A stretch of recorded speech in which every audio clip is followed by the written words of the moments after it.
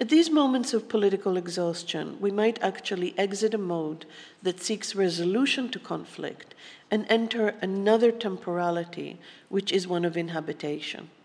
These exhausted geographies are neither the maps or the traces of territorial entities, but rather the lines of flight that exit from such enterprises into an imaginative sphere that would produce a different set of relations between the components. And it is, I think, very importantly for me, a move from binarism to dispersal.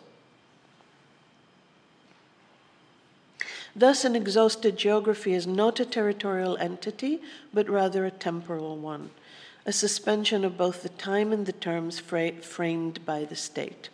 It is, if you like, the move from treason, which holds the subject juridically to the structures and rules of state institutions such as army or public institutions, or to the ideological convictions which underpin political parties and social movements.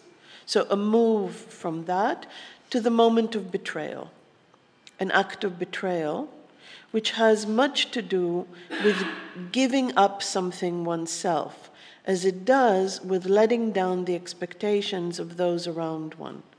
It is also an act of self-excommunication.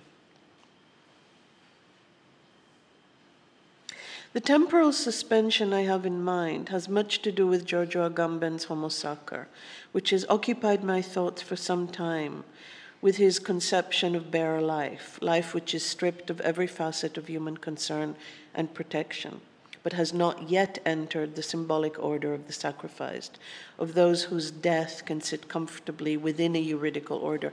And it's very important, I think, that we don't understand bare life as a kind of a state of abjection, which I think is how it's often kind of understood, and understand it in relation to a juridical order. I think this is an argument about the law. Agamben's project builds on the work of Michel Foucault and takes it further. Where Foucault characterized the passage from the territorial state to the state of populations, he said, quote, "What followed is a kind of bestialization of man, achieved through the most sophisticated political techniques. For the first time in history, the possibilities of social sciences are made known, and at once it becomes possible to both protect life and to authorize a Holocaust. In particular, the development and triumph of capitalism would not have been possible from this perspective without the disciplinary control achieved by the new biopower, which through a series of appropriate technologies, so to speak, created the docile bodies, what Foucault calls the docile bodies that it needed. And those docile bodies were not only controlled by disciplinary and bureaucratic structures, they were also framed by geographical categories and location, pinned as much into place as into mode. So one of the arguments that I think is absolutely essential is to understand geography as an incredibly important component of biopower, of the way in which people are kind of absolutely pinned into place and not just into mode.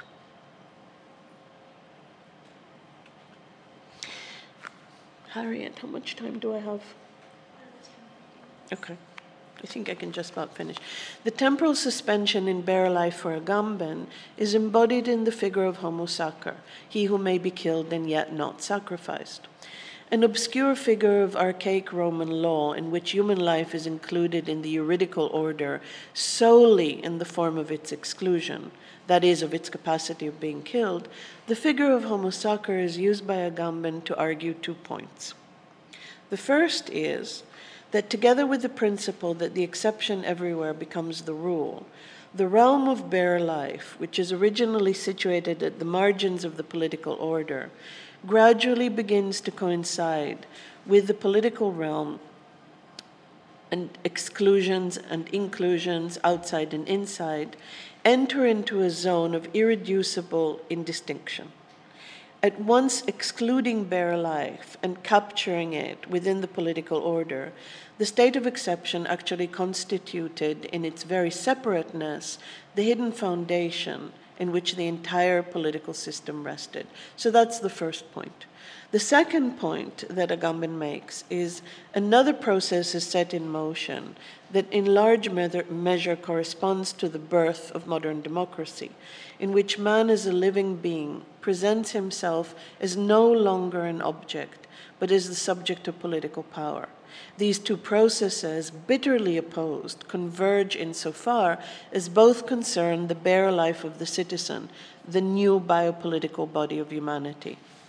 Now, one of the reasons that I've been so interested in Agamben as a kind of continuation of the work of the thought of Deleuze and Guattari is because the sort of so much of what he writes about is a kind of refusal to accept the notion of inside and outside. So the kind of so in fact, this is kind of thought that works towards the kind of blurring of the possibility of there being an inside and outside. Extraterritoriality, homo sacer, so much of the work of Agamben is dedicated to that. And I think that one of the ways in which geography in general and cartography as one of its kind of main languages operate is precisely by constantly producing technologies of insides and outsides. And so there's absolutely no way in which one can, so, I mean, I think maybe you'll forgive me for this, but I'm not 100% sure that we can actually produce counter-cartographies. And I think that the sort of increasingly unthinking the very terms that allow them to operate, you know, as lines of division and containment is what I feel compelled to do. And the tools that I need right now are much more philosophical than counter-geographical. So I would like to argue the temporal gap, the suspension of time, which is implicit in the notion of homo sacer, as the temporality of political exhaustion. In this state, we move beyond criticism of regimes and players and intentions and cartographies, and from critique of the underlying political and ideological structures that have captured and seized the conflict, and continue to hold it ransom to their logics, and towards criticality, a condition in which we both see through the conditions of our lives while continuing to live out their difficulties. And this is, for me, you know, been one of the main navigational sort of paths, this move from, you know, the old project of criticism, of evaluation and judgment, and having very clear-cut kind of notions of quality and so on, to the great project of structuralism, critique, the examinations of the assumptions on which things rest and circulate as truth claims in the world, to criticality.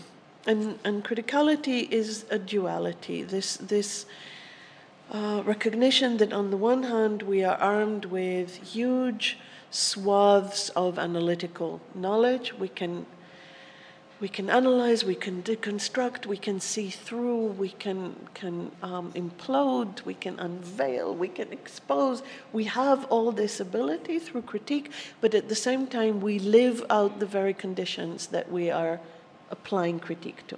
So how can we find a language, a mode of operation, a way of being that does both simultaneously, that both does the work of critique, the analytical work of critique, and at the same time registers the recognition that we, the speaking subjects of critique, also live out these very conditions.